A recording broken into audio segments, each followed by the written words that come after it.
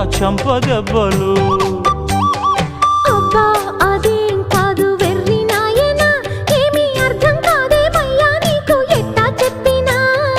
ఇచ్చేదేదో ఇస్తే సంతోషించనా, ఉత్తి మాటలతోనే ఊరిస్తుంటే ఊరుకుందున్నా.